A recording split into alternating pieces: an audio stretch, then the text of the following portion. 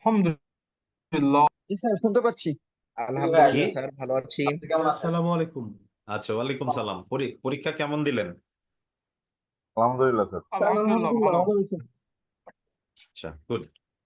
So আমরা শুরু করি। আজকে তো পরীক্ষা দিয়েছেন, আপনাদের একটু প্রেশারও গেছে, প্রিপারেশন নিয়েছেন। তো আজকে ট্রান্সপোর্টেশন নিয়ে কথা বলবো। খুব বেশি সময় নিব না আমি আজকে, হ্যাঁ। ম্যাক্সিমাম হয়তো 1 ঘন্টা, 1.5 ঘন্টা, 1.5 ঘন্টা যাইতে পারে। 1 ঘন্টাও শেষ হলে ফাইন, কোনো অসুবিধা নেই। 1 ঘন্টা, 1.5 ঘন্টা। ট্রান্সপোর্টেশন কঠিন না। তারপরে আবার শুক্রবার আমাদের সবারই নামাজের তাড়া থাকে। আর আপনারা অলরেডি লোড নিয়েছেন, এক্সস্টেড, আই অলসো আন্ডারস্ট্যান্ড। আপনাদের আবার কি বিকালেও ক্লাস আছে নাকি বলতেছিলেন, কে জানি।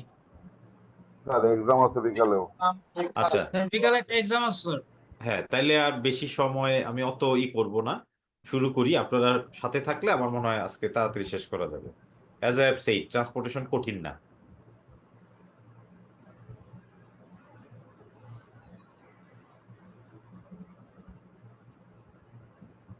তো আজকে লজিস্টিক অ্যান্ড ডিস্ট্রিবিউশনের 4th ক্লাস।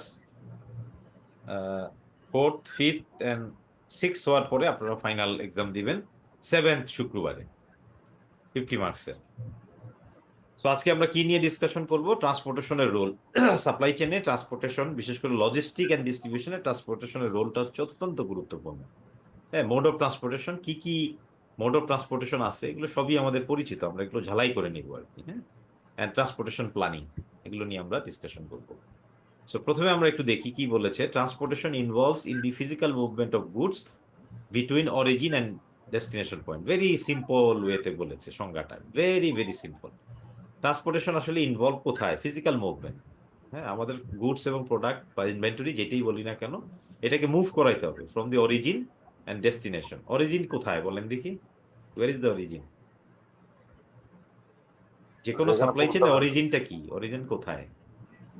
যেখান থেকে মেটেরিয়ালটা আসে কিংবা যেখানে পৌঁছাবে, যেটা জি আমার। জি জি জি, র মেটেরিয়াল যেখান থেকে শুরু হয়, সাপ্লায়ার। আর ফাইনাল ডেস্টিনেশন হচ্ছে আমার কাস্টমার। সো এই 5টা স্টেজের ভিতরে প্রথম এবং শেষ। So downward, upward supply chain থেকে ডাউনওয়ার্ডে যাবে, এটি হচ্ছে transportation. Transportation system links geographically separated partner and facilities in the company supply chain. এটা আমরা জানি, জিওগ্রাফিক্যালি সেপারেটেড যে পার্টনার থাকে, ফ্যাসিলিটিস থাকে, একটা মনে করেন ভালুকায়, আর একটা মনে করেন নারায়ণগঞ্জে, দুইটার মাঝখানে আপনি সংযোগটা কে স্থাপন করে? Geographically transportation. তারপর পার্টনার, এক পার্টনার থেকে আরেক পার্টনার, আপনার ডিস্ট্রিবিউটার এক জায়গায়, আপনি এক জায়গায়, এই যে যে লিঙ্ক আপটা তৈরি করে জিওগ্রাফিক্যাল, ইন্টারন্যাশনাল হইলেও তাই, বাংলাদেশের ভিতরে হইলেও তাই, একইভাবে সেম কনসেপ্টে জিওগ্রাফিক্যালি সে লিঙ্ক করে। Transportation facilitates the creation of time and place utility. মনে রাখবেন, ইউটিলিটি এটা হচ্ছে মার্কেটিং এর term. Time and place utility দুইটাই আপনি যোগান দেয়, ট্রান্সপোর্টেশনও দেয় এবং ওয়্যারহাউসও দেয়। ট্রান্সপোর্টেশন যেমন ফ্যাসিলিটেট করে, ওয়্যারহাউসও করে। টাইম, যেই টাইমে আমার প্রোডাক্ট বা পণ্যটা পৌঁছানোর কথা, সেই টাইমটাকে এনশিওর করে হচ্ছে ট্রান্সপোর্টেশন। প্লেস, আপনি পাঠাচ্ছেন, আপনি ঢাকা থেকে পাঠাচ্ছেন হচ্ছে চট্টগ্রামে, চট্টগ্রামে না যেয়ে সে খাগড়াছড়িতে ঢুকে গেছে, তাহলে তো প্লেস ইউটিলিটি হলো না, ঠিক আছে। So time and place utility দুইটি এনশিওর করার দায়িত্ব হচ্ছে transportation. Okay, in the supply chain which is critical for demand fulfillment. যে কোনো ডিমান্ডকে ফুলফিল করতে গেলে টাইমের ভিতরে আপনার মালামাল পৌঁছাইতে হবে। আমার দরকার আজকে, আপনি পাঠাচ্ছেন 3 দিন পরে, তাহলে তো it has no value for me as a customer. Place, এটা আমার দরকার হলো উত্তরবঙ্গে যাবে হলো, ঠিক আছে, গাইবান্ধা পঞ্চগড়ের দিকে যাবে, ওইদিকে না পাঠায় দিচ্ছেন আপনি এর দিকে, নওগাঁ রাজশাহীর দিকে, নওগাঁয় পাঠাইছেন। তো আমাদের পাঠানোর কথা একদম স্যার, কুড়িগ্রাম, ওই খাওয়া দাওয়া করতে বর্ডার। একটু হেঁটে এসো, খাওয়াটা হজম হোক।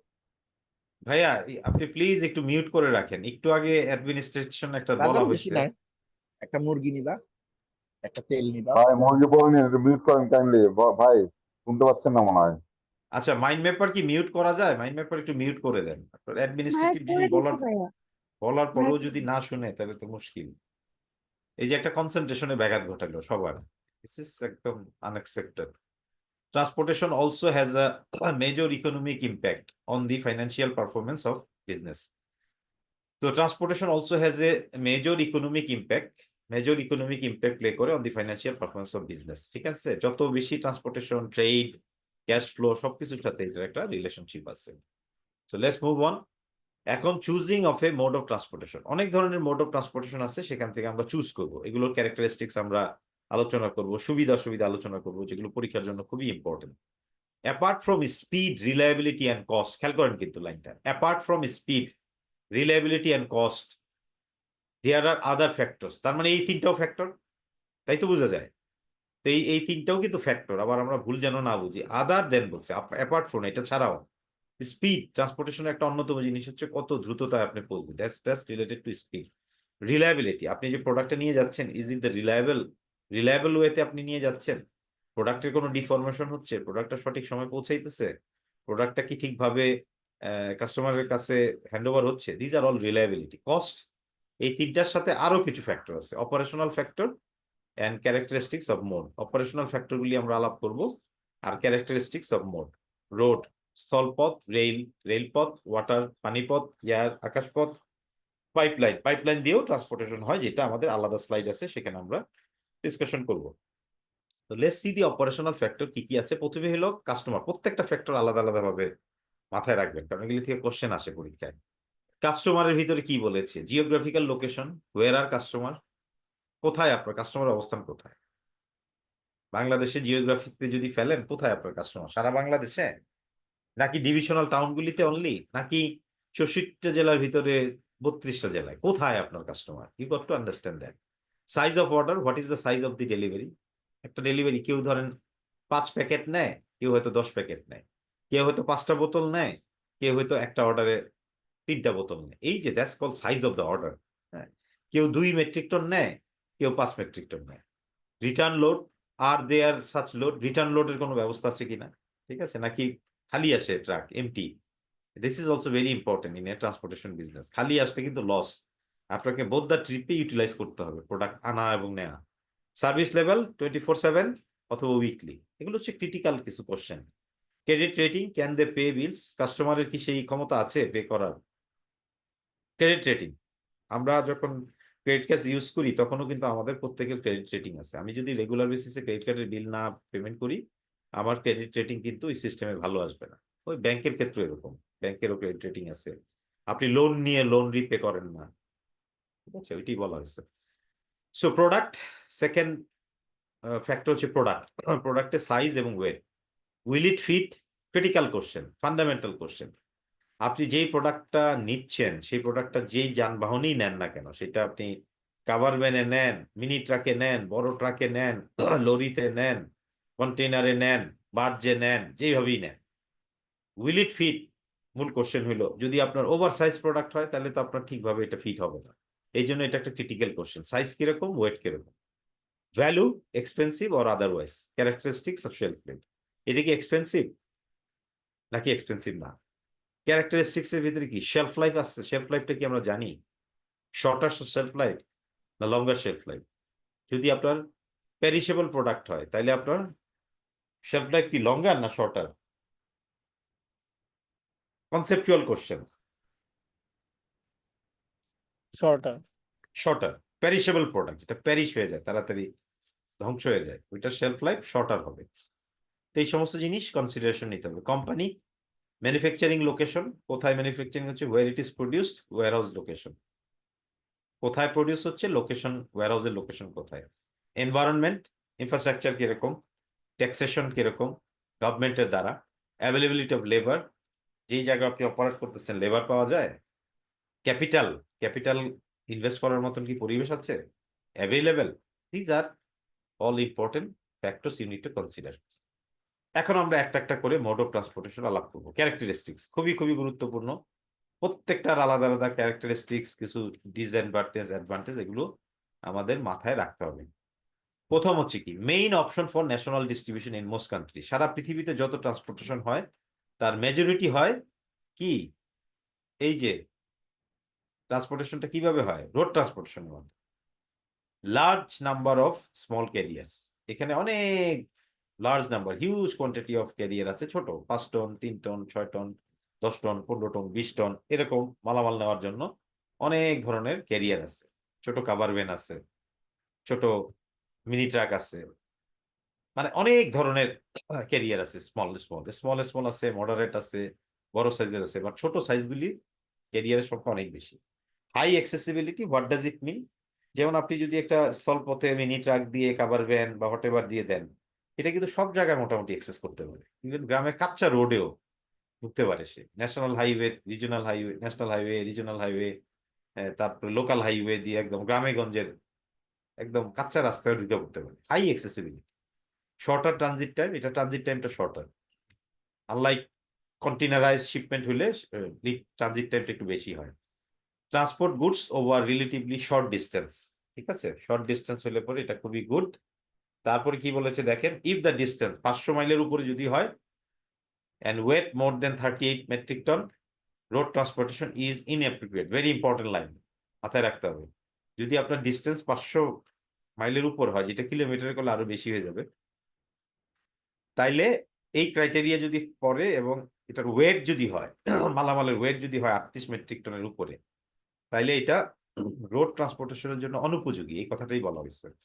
Usually use to transport manufactured commodities, manufacturing যে কমোডিটিস আছে সেটাকে নেওয়ার জন্য এই মাধ্যমটাকে ইউজ করা হয়। একটা স্ট্যাটিস্টিক্স, এটা পরীক্ষার জন্য না, ইন ইউকে ইউনাইটেড কিংডমে 80% অফ দ্য টনস, মানে যে পরিমাণ সারা বছর যে টন লিফট হয় আর move using road transport, road transport দিয়েই হয় 80%, এই কথাটাই বলা হয়েছে। Characteristics of road transport continues, শেষ হয় নাই, সেকেন্ড স্লাইড। এখন two type of motor carrier আছে, দুই ধরনের। একটা হলো জেনারেল ফ্রেট ক্যারিয়ার, যেটা হেভি মেশিনস, ম্যানুফ্যাকচারিং গুডস এগুলোকে বহন করা হয়। আর একটা হচ্ছে স্পেশালাইজড ফ্রেট ক্যারিয়ার, যেটাকে আমরা বলি রেফ্রিজারেট ভ্যান বা রেফার ভ্যান বা রেফার কন্টেইনার। এটার ক্যারেক্টারিস্টিক্স কি, কে বলতে পারবে? রেফার ভ্যানে কি স্পেশালাইজেশন থাকে? ঠান্ডা স্যার, ঠান্ডা করে একদম একটা সিন্ডিকেট তাপমাত্রা ঠান্ডা করে নিয়ে আসতে ফ্রোজেন হবে। ফুড, আইসক্রিম, ফ্রোজেন আর Please. পেরিশেবল আইটেম গুলো হচ্ছে আমরা এখানে ক্যারি করতে পারবো। জি। Dairy product. না ঠিক আছে, বাট ক্যারেক্টারিস্টিক্সটা কি? এটা তো প্রোডাক্টের ক্যারেক্টারিস্টিক্স বললেন।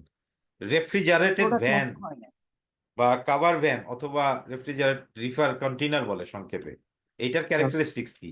স্যার এটাকে একটা নির্দিষ্ট টেম্পারেচারে রাখতে হয়।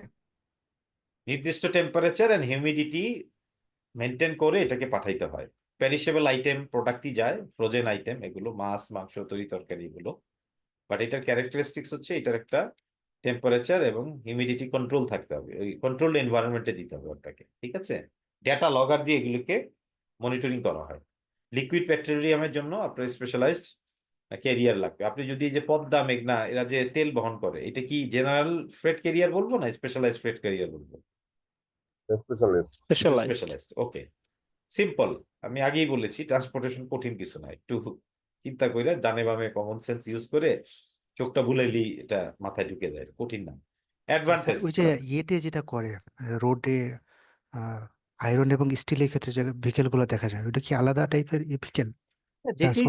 যেটি মনে করেন জেনারেল ভেহিকেলের সাথে যাবে না, সেটি হচ্ছে আপনার স্পেশালাইজ ফ্রেট ক্যারিয়ার হবে, একটু কাস্টমাইজ করে যেটা করা হয়েছে। যেমন GP container, general purpose container, 40 feet container, 20 feet container. High cube container আছে না, যেটা আপনার মেশিনারিজ আইটেম উপরে উঠে থাকে, ওইটা তো জেনারেল আপনি বলতে পারবেন না, ওইটা হচ্ছে আপনার আবার বাল্ক কন্টেইনার, একটু আলাদা। ফ্ল্যাট কন্টেইনার, ওগুলি জিপি কন্টেইনারের সাথে আলাদা, সেম কনসেপ্ট। যেটি আপনি একটু কাস্টমাইজ করে আপনি স্পেসিফিক কোনো পণ্যকে অ্যাকোমোডেট করার জন্য ব্যবহার করছেন, সেটি স্পেশালাইজড ফ্রেট ক্যারিয়ার। আমরা কিছু উদাহরণ আলাপ করলাম। এখন অ্যাডভান্টেজ কি এগুলো আমরা একটু দেখি। ফ্লেক্সিবল এন্ড ভার্সেটাইল, অবশ্যই flexible and versatile. Fast and reliable, কোনো ডাউট নাই। ডোর টু ডোর, ইভেন আপনার বাসায় না পৌঁছে দিবে। আপনি শিপমেন্ট করতে চান, আপনি ঢাকা থেকে ট্রান্সফার হয়ে গেছেন, আপনার অর্গানাইজেশন আপনাকে বদলি করে দিছে রাজশাহীতে, আপনার বাসার সামনে ট্রাক নামবে, আপনি মালামাল উঠে আপনার মালামাল চলে যাবে। It's very simple, door to door operation. Disadvantage কি? Possible disruption due to weather ও ট্রাফিক কনজেশন। আমরা খুব ভালোভাবে জানি বাংলাদেশের ক্ষেত্রে ট্রাফিক কনজেশনও যেরকম দায়ী, এবং অনেক সময় ওয়েদার একটু বৃষ্টি হইলেও ডিসরাপশন, রাস্তার ভিতরে জ্যামে পড়ে গেলাম। গতকালকে বৃষ্টির কারণে অনেকেই আমরা যে এমনিতেই ঢাকা শহরে জ্যাম অ্যাবনর্মাল লেভেলে চলতেছে গত কয়েক মাস ধরে, 2 মাস ধরে। সেটার সাথে যদি আবার টিপ টিপ বৃষ্টি হয়, ডিজলিং হয়, ক্যাটস এন্ড ডগস হয়, তাহলে তো কথাই নাই। সো পসিবল একটা ডিসরাপশন হয়ে যায়। সো আমাদের মতো দেশের জন্য এটা খুবই প্রযোজ্য, পৃথিবীর অনেক জায়গার জন্যই প্রযোজ্য, বাট আমাদের মতো দেশে বেশি প্রযোজ্য। এখন আমরা রেল ট্রান্সপোর্টেশনের ক্যারেক্টারিস্টিক্স নিয়ে আলাপ করব। Suited for long distance movement. ওই যে একটু আগে কি দেখছেন আপনি, 500 মাইলের উপরে হইলে আর টন যদি হয় 38 মেট্রিক টনের উপর হইলে কোন mode of transportation inappropriate? Road. তাহলে এখানে লং ডিস্টেন্স যখন আপনি কভার করতে চান তখন আপনি রোডের পরিবর্তে আপনি চলে আসবেন রেইলে। Capable for transporting wide variety of goods. এখানে ওয়াইড ভ্যারাইটি অফ গুডস আপনি এখানে নিতে পারবেন। বাংলাদেশে আম থেকে শুরু করে ইভেন করোনার ক্ষেত্রে গরু ছাগলও রেল দিয়ে ট্রান্সফার হয়েছে। সো এটা ওয়াইড একটা রেঞ্জ আছে, বাল্ক কোয়ান্টিটিতে নিতে পারবেন। Requires rail roads to transport. আপনাকে রেল লাইন না থাকলে এই ট্রান্সপোর্ট অকার্যকর। এই যে কক্সবাজার পর্যন্ত যে টেনে নিয়ে যাওয়া হয়েছে দোহাজির থেকে, এটা কি ছিল 4 বছর আগে? না, ছিল না। সো আমরা যারা চট্টগ্রামে বিভিন্ন সময় কাজ করেছি বা চট্টগ্রাম থেকে যারা আপনারা আসছেন তারা খুব ভালো করেই জানেন 2000-এর পরে রেল লাইনটা আর ছিল না। সো এটাকে টেনে কক্সবাজারের সাথে মিলিয়ে দিয়ে এটা এস্টাবলিশ করা হয়েছে। তার মানে রেল রোড যদি আপনি এস্টাবলিশ না করেন তাহলে আপনি রেল লাইন না হইলে আপনি ট্রান্সপোর্ট করাবেন কেন? So right of way, no disruption. Disruption normally হয় না, আনলে যদি আপনার রাস্তায় যদি রেল লাইনের উপরে না ফেলে, ডাকাইতে না ধরে, আদারওয়াইজ আনডিস্টার্ব ওয়েতে চলে যায়। লো ভ্যালু হাই ভলিউম গুডস, এটা কিন্তু খুব ইম্পর্টেন্ট। লো ভ্যালু যদি হয়, হাই ভলিউম গ্রেইন ওর এগুলো যে কোনো ধরনের এই ধরনের জিনিস হলো আপনি হাই ভলিউমে পাঠাইতে পারবেন। অ্যাডভান্টেজ কেন? লো কস্ট, আমার কস্টটা লো। আর আমি যেহেতু বাল্ক ভলিউমে পাঠাবো, হাই ভলিউম, আমার এখানে অ্যাডভান্টেজ আছে। ডিপেন্ডেবল, টাইমলি অ্যান্ড ডেলিভারি, এটা পৃথিবীর বহু দেশের জন্যই প্রযোজ্য। যেহেতু গ্লোবাল স্লাইড, আপনি কান্ট্রি লাইক জাপান, চায়না, ইউরোপের দেশ, আপনাকে ট্রেন বলছে 11টা মানে 11টাই। আপনি যদি 11:10-এ আসেন তাহলে 11:10-এর ট্রেনে আপনাকে উঠতে হবে, নট 11টা। জাপানের মতন জায়গায় 3 মিনিট আগে আসলে আপনি ওই 11টা ট্রেনে উঠতে পারবেন। 11টা ট্রেন মানে 11টাই আসবে। ইভেন আমাদের পার্শ্ববর্তী দেশ ইন্ডিয়াতেও বেশ ডিপেন্ডেবল সোফার, আমরা যতটুকু জানি দেখি। ইন্ডিয়া তো সারা ইন্ডিয়ায় কানেক্টেড তাদের ট্রান্সপোর্টেশন, রেল ট্রান্সপোর্টেশন সার্ভিসের মাধ্যমে। ডিসঅ্যাডভান্টেজ কি? Limited accessibility. আপনার যে জায়গায় রেল লাইন নাই সেখানে আপনি তো এটা চালাইতে পারবেন না।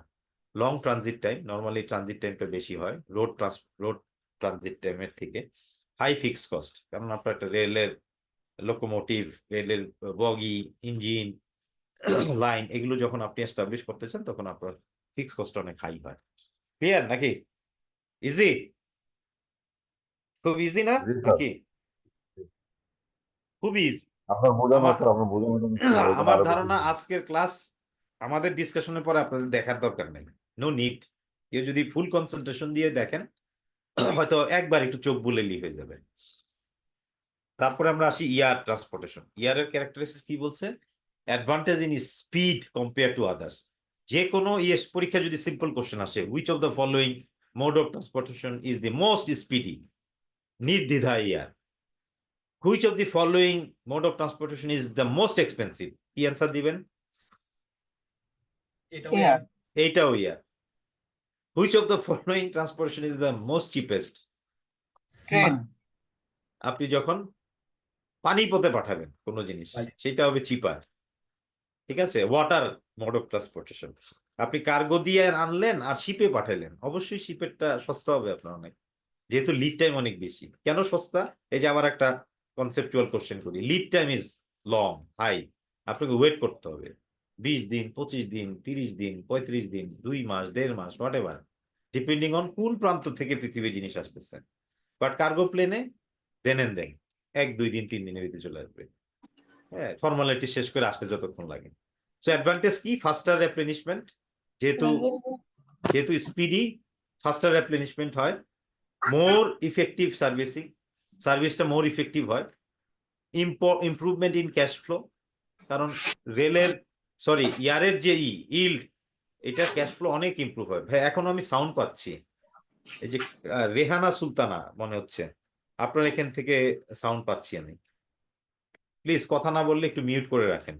এখানে ক্যাশ ফ্লোটা ইমপ্রুভ হয় বিকজ ইল্ড অনেক ভালো। তো ভালোভাবে যদি আপনি এয়ার ট্রান্সপোর্টেশনটাকে অ্যাডভান্স বুকিং করতে হয়, পয়সা দিতে হয়, এগুলি মাগনা কোনো কাজ হয় না। So improvement in cash flow. তো সিস্টেমটাই এরকম। গ্রেটার সেফটি এই জন্যই বলা হয়েছে কারণ প্লেন দুর্ঘটনায় পতিত হয়েছে, ক্রাশ হয়েছে, এইটার সংখ্যাটা পার্সেন্টেজ করলে বছরে খুবই কম। এই জন্যই গ্রেটার সেফটি বলা হয়। কার্গো প্লেন ক্রাশ করছে বা নর্মাল বাণিজ্যিক প্লেন ক্রাশ করছে, সেটার সংখ্যাটা কম। প্রতিদিন দিন যত হাজার হাজার লক্ষ লক্ষ ফ্লাইট ওঠানামা করে, সেটাকে এক বছরে যদি নিয়ে যান এবং আপনি যদি একটা বছরের হিসাবে যদি প্লেন ক্ষতিগ্রস্ত হয়েছে, ক্রাশ হয়েছে, অ্যাক্সিডেন্টে পতিত হয়েছে, সেটা সংখ্যাটা অনেক কম। ওই জন্যই বলে greater safety. Reduction in packaging, আপনি এখানে লিমিটেড ভলিউমের প্রোডাক্ট নিতে পারবেন এবং আপনার প্যাকেজিংটা এখানে রিডিউসড হবে। ঠিক আছে, আপনার জন্য আননেসেসারি এক্সট্রা প্যাকেজিং এর দরকার নাই। কারণ এক্সট্রা প্যাকেজিং হইলেও মোর ওয়েট, যতটুকু দরকার আপনার এটাকে প্রোটেক্ট করার জন্য ওইটুকুই দরকার। কারণ আপনার তো এখানে সমস্ত কিছু হয় হলো ওয়েটের বেসিসে। ঠিক আছে, আপনি যদি বেশি জিনিস দিয়ে ভুইরা ওজন বাড়ায় ফেলেন, আননেসেসারি জিনিস, তাহলে আপনার ওইটার উপর পে করতে হবে। সো এখানে যেটুকু দরকার সেই প্যাকেজিংটাই আপনি করবেন। ডিসঅ্যাডভান্টেজ কি? High cost, naturally high cost, expensive, এটা আমরা সবাই জানি। আমি এখান থেকে কক্সবাজার যাব, আমার রাউন্ড ট্রিপ প্লেন কত হবে? কমসে কম 12,000 টাকার নিচে যাওয়া যাবে আসা যাওয়া, একটু আগেও যদি কাটেন আপনি। বাট কারো ক্ষেত্রে 7,000-14,000ও লাগবে, ডিপেন্ডিং অন দি কোন এয়ারলাইন্স আপনি চুজ করতেছেন এবং কখন কাটতেছেন। এরোপ্লেনের যাতায়াতের ক্ষেত্রে সবচেয়ে বড় হলো আগের থেকে যদি বুক করেন, আজকে 6 মাস আগে যদি ঢাকা নিউ ইয়র্কের টিকিট কাটেন, যে প্রাইস আপনি পাবেন 1 মাস আগে হইলে এটা অনেক বেড়ে যাবে। 15 দিন আগে হলে তো অলমোস্ট ডাবলও হয়ে যাবে। Yes or no? কারণ আপনার এটা আগে করতে হয়, এটা হলো একটা ট্যাকটিক্স, বাট স্টিল হাই। যতই আগে কাটেন এটা স্টিল হাই, তাই না? আপনি কক্সবাজারে আপনি যদি বাসে যান, আপনার তো আর আসা যাওয়া মিলে 13,000 টাকা লাগবে না। সো ওরকম লিমিটেড, এটা কি বলেছে, লিমিটেড অ্যাক্সেসিবিলিটি ন্যাচারালি, যেখানে এয়ারপোর্ট নাই সেখানে আপনি কিভাবে এয়ার ট্রান্সপোর্টেশনের বেনিফিট নেবেন। So water transportation, long transit time, আমরা সবাই জানি কন্টেইনার শিপমেন্টের ট্রানজিট টাইমটা বড় হয়, কারণ এখানে অনেকগুলি জিনিস থাকে, এক পোর্ট আরেক পোর্ট, মাঝখানে ট্রান্সশিপমেন্ট, সবকিছু মিলাই ট্রানজিট টাইমটা বড় হয়। লিমিটেড অ্যাক্সেসিবিলিটি, যেখানে আপনার যেমন ল্যান্ডলক কান্ট্রি যেগুলো, ঠিক আছে, যেমন উজবেকিস্তান ল্যান্ডলক, এর কোনো নাই, সমুদ্র বন্দর নাই। মঙ্গোলিয়া সমুদ্র বন্দর নাই। হ্যাঁ, তো এরা কিন্তু লিমিটেড। যেমন আপনি নেপালে নদী আছে কিন্তু সমুদ্রের সাথে কোনো সংযোগ নাই। সো এটা লিমিটেড অ্যাক্সেসিবিলিটি। সো এই জন্যই হচ্ছে আপনার যে সমস্ত দেশে আপনার পোর্ট নাই সেখানে আপনার লিমিটেড অ্যাক্সেসিবিলিটি। এই জন্য আমরা ওয়াটার ট্রান্সপোর্টেশন লিমিটেড অ্যাক্সেসিবিলিটি বলি। লো ভ্যালুটা লো, হাই ডেন্সিটি কার্গো, আপনি অনেক কার্গোতে বোঝাই করে আপনি মালামাল পাঠাতে পারেন, ভ্যালুটা লো। লঙ্গার সি রুট, আমরা সবাই জানি, ইউজ কন্টেইনার, একটা বৃহৎ আটলান্টিক পাড়ি দিচ্ছে, প্যাসিফিক ওশেন পাড়ি দিচ্ছে, চায়নার সাগর পাড়ি দিচ্ছে, বাল্টিক সাগর, যে পৃথিবী যেই প্রান্ততেই যান না কেন, আপনাকে এরকম অনেক লম্বা লম্বা রুট পার হয়ে কন্টেইনার শিপমেন্টের মাধ্যমে যাইতে হবে। Large and specialize container vessel at very low unit cost, আমরা এটা সবাই জানি। স্পেশালাইজ কন্টেইনার হতে পারে, লার্জ হতে পারে, অ্যাট ভেরি লো ইউনিট কস্টে আমরা দিতে পারি যদি আগের থেকে আমরা অ্যাডভান্স বুকিং দিয়ে এটাকে এনশিওর করতে পারি। ট্রান্সপারেন্সি, কুইক অ্যান্ড সিম্পল, হ্যাঁ, এটা অনেক সময় বাংলাদেশের উদাহরণ দেখলে হবে না, আপনাকে সিঙ্গাপুরের মতন যারা এফিসিয়েন্ট, সাংহাই পোর্ট, হ্যাঁ, মেমফিস পোর্ট, পৃথিবী বিখ্যাত যে সমস্ত পোর্ট আছে তাদের এফিসিয়েন্সির সাথে তুলনা করতে হবে ইন জেনারেল। তো এখানে কিছু স্ট্যাটিস্টিক দিচ্ছে, ships available can carry 5,040 metric ton container. ঠিক আছে, আবার অনেক বড় বড় কন্টেইনার আছে যারা 10,000 15,000ও নিতে পারে। দেখেন অনেক ভিডিও পাওয়া যায়, ইদানিং আমি একটা ভিডিওতে দেখলাম 20,000 পর্যন্ত কন্টেইনার নাকি নিয়ে ট্রাভেল করতে পারে, বাট এটা ইন জেনারেল বলেছে। সো এটাকে টিউসও বলা হয়। টিউস মানে হচ্ছে 20 ফিট কন্টেইনার যদি হয়, সেটা এই ধরনের লজিস্টিক পরিভাষায় টিউস বলা হয়। যখন 1 টিউস বলা হবে তখন আপনি বুঝবেন 20 ফিট লম্বা, 8 ফিট হলো হাইট, এটাকে বোঝানো হয়েছে। আর এখানে এটা বলছে 40 ফিট, এটাকে যদি আপনি টিউজে কনভার্ট করেন তাহলে 2 দিয়ে গুণ দিয়ে দিলেই হয়ে যাবে। তার মানে 20 ফিট ইকুইভ্যালেন্ট 1,000 কন্টেইনার আপনি আটাইতে পারবেন এই সেম শিপে। তো rail can hold 25 to 240 feet container. রেলের বগিতে করে আসে না, আমরা তো কন্টেইনার আনি। চট্টগ্রাম থেকে কি আইসিডিতে আনে না, ইন্টারনাল কন্টেইনার ডিপো কমলাপুরে, যেটা দেখছেন না? সো এটা রেলের মাধ্যমেও আনা সম্ভব। রোডে একটা 40 ফিট কন্টেইনার, কারণ আমরা একটা ট্রেইলারের উপরে একটা 40 ফিট কন্টেইনারই আমরা বাংলাদেশে দেখে অভ্যস্ত, একটাই আইডিয়ালি করা হয়। ট্রেইলারের উপরে একটা কন্টেইনার নিয়ে সে যাতায়াত করে। রোড সিস্টেমে। Characteristics of water transport, container নিয়ে কিছু কথাবার্তা আছে। ইউজফুল ইন ইন্টারন্যাশনাল ট্রান্সপোর্ট আমরা সবাই জানি। Standard size, method of construction and securing allows standard equipment to be use. Standard size মানে ওই যে বললাম। কন্টেইনারের বিষয়ে একটা কোশ্চেন ছিল, জানতে চাচ্ছিলাম একটা বিষয়। জি। মানে এই যে কন্টেইনার গুলো যে শিপে আসে, হ্যাঁ, আসার পর এটা কার থাকে, মানে কার রেসপন্সিবিলিটি? যেমন ঢাকাতে আসে, ওই শিপ থেকে ঢাকাতে, এই কন্টেইনার গুলার রেসপন্সিবিলিটি কাদের, কন্টেইনার গুলার? আপনি বলেন বা আপনাদের ভিতর থেকে কেউ বলেন। এখানে আপনারা 80-90 জন, আমি অ্যান্সার না দিই, অনেকে আছেন এখানে, কেউ না কেউ জানেন অ্যান্সারটা, বলেন প্লিজ কন্ট্রিবিউট করেন। কন্টেনার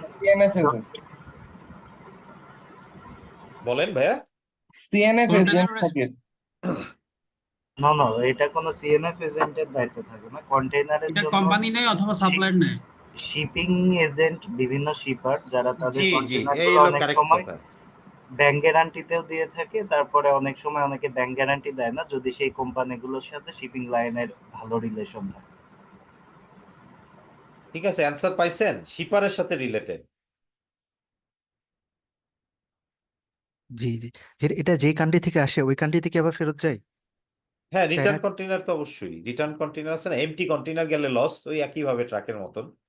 ও আচ্ছা গ্লোবাল আচ্ছা। এটা এখানে পড়ানো হয় না, সিপিএলএম যে কোর্সটা পড়ানো হয় এই মাইন্ড ম্যাপারের মাধ্যমে, সার্টিফাইড লজিস্টিক ম্যানেজমেন্ট কোর্স, সেখানে আমি ক্লাস নেই তো, ওখানে এই যে আপনি যে কোশ্চেনটা করলেন ওই জায়গায় এগুলো একটু আলাপ করা হয়। সারা পৃথিবীতে গ্লোবাল লজিস্টিকের ক্ষেত্রে কি কি চ্যালেঞ্জ আছে, কোথায় কোথায় ঝামেলা হয়। এই অন্যতম একটা ঝামেলা হচ্ছে রিটার্ন এমটি কন্টেইনার, এবং আরেকটা হচ্ছে ডিসব্যালেন্স। আপনি বাংলাদেশে কন্টেইনার আনলেন, মনে করেন এই মাসে হলো 2000 কন্টেইনার ঢুকছে, কথার কথা বলতেছি, আবার ফেরত গেছে হইলো কয়টা, এবং ফেরত যাওয়ার সময় সেটা কি চায়নাতেই গেছে না অন্য কোথাও গেছে, এবং এমটি গেছে কিনা নাকি ভরে গেছে, এগুলো হচ্ছে গ্লোবাল লজিস্টিকের কিছু চ্যালেঞ্জেস, এগুলো নিয়ে কিছু ডিসকাশন করা হয় ওখানে। সো এনিওয়ে, সো স্ট্যান্ডার্ড থাকতে হবে আপনার 40 ফিট বাই 8 ফিট, আপনি আপনার মতন করে ডিজাইন বানাইতে পারবেন না, অর 20 ফিট বাই 8। এখন কেউ যদি বলে আমি এটাকে 35 বানাবো আর এটাকে বানাবো হলো 9.5 ফিট, হবে না। এটা স্ট্যান্ডার্ড একটা কন্টেইনারের মাপ আছে, সেই অনুযায়ী আপনাকে করতে হবে। Anchor points R provided on the all base corner, যে কোনো জাহাজের বেস কর্নারে একটা অ্যাঙ্কর পয়েন্ট দেওয়া হয়, কন্টেইনার যেন মুভ না করতে পারে। জাহাজে যে পরিমাণ রোলিং হয়, হ্যাঁ, সাগরে যে পরিমাণ রোল হয়, সমুদ্রের ঢেউ এবং ঝড়ের কারণে, এটা যদি এদিক ওদিক এভাবে ঘুরে, তাহলে তো আপনার ভিতরে প্রোডাক্ট নষ্ট হয়ে যাবে। সো এই অ্যাঙ্করিংটা ইজ ইম্পর্টেন্ট, ওইটা প্রোভাইড করা হয়।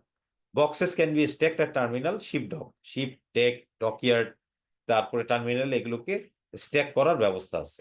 এই জিনিসগুলি হচ্ছে কন্টেইনার শিপমেন্টের জন্য কিছু characteristics. Now will discuss on pipeline transportation. এই দুইটা ছবি আমি অ্যাড করেছি আপনাদের জন্য, এটা অরিজিনাল স্লাইডে নাই, এটা জাস্ট আপনাদের বোঝানোর জন্য আমি অ্যাড করছি। সো এটা একটু যদি দেখেন আপনারা, এটা প্রথমত কথা হইলো একটু ভূমিকা বলে নি। সারা পৃথিবীতে পাইপলাইন ট্রান্সপোর্টেশনটা হচ্ছে জিও পলিটিক্স এর সাথে নির্ভর। আজকে কানাডা থেকে আমেরিকায় ক্রুড ওয়েল যাচ্ছে বা ওয়েল যাচ্ছে, গ্যাস যাইতেছে, অথবা ইউরোপের এক দেশ থেকে আরেক দেশে যেতেছে, সমুদ্রের নিচ দিয়ে যাচ্ছে। ইউক্রেনের আর রাশিয়া যুদ্ধের পরে দেখছেন না, তলদেশ দিয়ে একটা ইউরাই দিছে। তো এগুলো সবকিছু হচ্ছে জিও পলিটিক্স এর সাথে রিলেটেড, এক দেশ থেকে আরেক দেশ, এক প্রভিন্স থেকে আরেক প্রভিন্স, দেশ বড় হয়ে গেলে এক জায়গা থেকে আরেক জায়গায়। সো এটি হচ্ছে পাইপলাইন। আমি জিও পলিটিক্স এ যাওয়ার আগে বলতেছি সিম্পল ভাবে, আমাদের বাসা বাড়িতে পাইপলাইন ট্রান্সপোর্টেশনের উদাহরণ দেন দেখি, আমাদের বাসাতে কি আছে? গ্যাস গ্যাস, আছে তো, পানি। পানি। সো এগুলো হচ্ছে একদম সিম্পল আমাদের বাসা বাড়িতে, বাট এটা জিও পলিটিক্সে অনেক গুরুত্বপূর্ণ রোল প্লে করে। এই যে যে ছবিগুলি দেওয়া হয়েছে, এগুলো জিওগ্রাফিক্যাল ছবি। হ্যাঁ, পৃথিবীর বড় বড় দেশ এক প্রান্ত থেকে আরেক প্রান্তে নিয়ে যায়, যেটাকে পাইপলাইন ট্রান্সপোর্টেশন বলে। এটার ক্যারেক্টারিস্টিক্স কি? Use restricted to movement of liquid, এটা লিকুইডের ক্ষেত্রে restricted, water, chemical, crude oil, solid এটার সাথে যাবে না। High fix cost but low variable cost, এটা এস্টাবলিশ করতে, আপনাকে সেট করতে অনেক খরচ। ওইটাই বলছে ইনএবিলিটি টু ট্রান্সপোর্ট সলিড, এটা দিয়ে সলিড ট্রান্সপোর্ট করাইতে পারবেন না, সলিড ম্যাটেরিয়াল। এটা হইতে হবে লিকুইড, এটি হচ্ছে এটার ক্যারেক্টারিস্টিক্স। বেনিফিট কি? লিটল লেবার, একবার সেট আপ হয়ে গেলে আর লেবার লাগে না, কারণ এটা একটা কন্টিনিউয়াস যাত্রা, continuous flow, continuous operation. No empty return trips, এখানে এমটি কিছু নাই। লেস ডিসরাপটিভ, এখানে ডিসরাপশন হয় না, কারণ অ্যাটেগও যায়। এনভায়রনমেন্ট ফ্রেন্ডলি, আনলেস যদি এটা বিস্ফোরিত না হয়। সাগরে ঘটনা ঘটেছে, মহাসমুদ্রে বা সাগরে তলদেশ দিয়ে এরকম নিয়ে গেছে, বিস্ফোরণ হয়ে মেরিন ইকোলজি, মেরিন বায়োলজি এগুলো এফেক্টেড হয়েছে, এগুলো নিয়ে গ্লোবাল নয়েজ হয়েছে। বা আপনি যদি মাটির উপর দিয়ে নিয়ে যান, এটা বাস্ট হয়ে যদি মাটির ভিতরে রেসিডুয়াল ইম্প্যাক্ট করে, তখন আপনার এগুলো নিয়ে নয়েজ হবে। Otherwise it is environment friendly, কারণ এই ধরনের ঘটনা খুব কম ঘটেছে, খুব বেশি না। সো ট্রান্সপোর্ট প্ল্যানিং, আমরা যে কোনো প্ল্যানিং আমরা জানি, প্ল্যানিং ইজ হাফ ডান বলাই হয়ে থাকে। আপনি যখন প্রপার প্ল্যানিং করেন তখন আপনার থিংস আর হাফ ডান, মানে আপনার কাজ অর্ধেক হয়ে যায় because of your proper planning এর কারণে। ট্রান্সপোর্ট অপারেশন রিলেশনের ভিতরে দেখেন কি কি জিনিস আছে। পারচেজিং আছে, পারচেজিং মানে এক্স লোকেশন কোথা থেকে যাচ্ছে, delivery option, influencing pricing, lead time, এই জিনিসগুলি পারচেজিং এর অংশ। প্রোডাকশনের ক্ষেত্রে কি কি, মুভ ফিজিক্যাল গুডস, আমরা প্রোডাকশন করার পরে ফিজিক্যালি গুডসটাকে মুভ করাতে চাই। Outgoing and JIT incoming. JIT মানে হলো just in time incoming. Engineer Kazi ভাই হাত তুলেছেন, বলেন। জি, সালাম আলাইকুম। আমি আরেকটা ইনফরমেশন জানার জন্য আর কি হাত দিলাম, সেটা হচ্ছে যে ওই যে ইনফরমেশন ট্রান্সপোর্ট, এটাও তো এক ধরনের ট্রান্সপোর্ট হতে পারে। যেমন আমরা সফটওয়্যার সার্ভিস গুলি যখন নিই, তখন সেটার জন্য তো আমাদের ওয়্যার বেজ আর কি একটা ট্রান্সপোর্টেশন মুড লাগে। আবার ধরো ইলেকট্রিসিটি, এগুলিও কি এটার সাথে কনসিডারেবল জি জি, নাকি? This is also N transportation, but আমরা এখানে ফিজিক্যাল ট্রান্সপোর্টেশনের কথা বেশি বলছি, তো এই জন্যই কনসেন্ট্রেশনটা এই জায়গায়। ঠিক আছে, ইনফরমেশন জি ফ্লো জি এক ধরনের, বাট ওইটা তো আর না জি পেন জি যে জি হাতে হাতে ধরতে পারেন। জি জি হ্যাঁ, এখানে ফিজিক্যাল ট্রান্সপোর্টেশনের কথা বলছি। জি জি so anyway, just in time, JIT মানে জাস্ট ইন টাইম। অনেক সময় বলেন না just in time production, just in time production কোথায় হয় কে বলতে পারবেন? নর্মাল বিজনেসে কি জাস্ট ইন টাইম কি খুব বেশি প্রচলন আছে? যখন দরকার তখনই আপনি প্রোডাকশন করবেন। গাড়িতে, কার ম্যানুফ্যাকচারিং এটা খুব যায়, জাস্ট ইন টাইম ম্যানুফ্যাকচারিং। আজকে সিগারেট ম্যানুফ্যাকচারিং এ যদি জিআইটি আপনি এই করতে চান, হবে না, কাজ হবে না। সাবান, ইউনিলিভারের প্রোডাক্টে যদি জিআইটি করতে চান, it will not work. Product type of বিজনেসের সাথে এগুলো রিলেশন।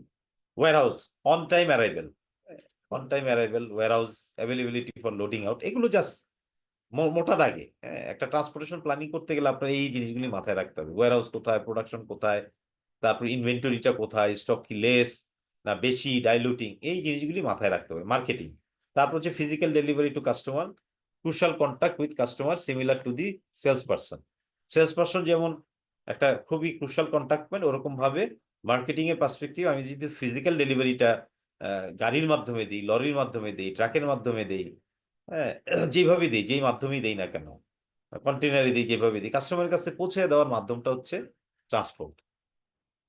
তো ট্রান্সপোর্টের কয়েকটা মেথড, ট্রান্সপোর্ট মেথডের ভিতরে choice of transport is influence by, important কিন্তু খেয়াল করে দেখেন, choice of transport is influence by number one cost, fixed and variable. Fixed cost এরকম, ভেরিয়েবল কস্ট।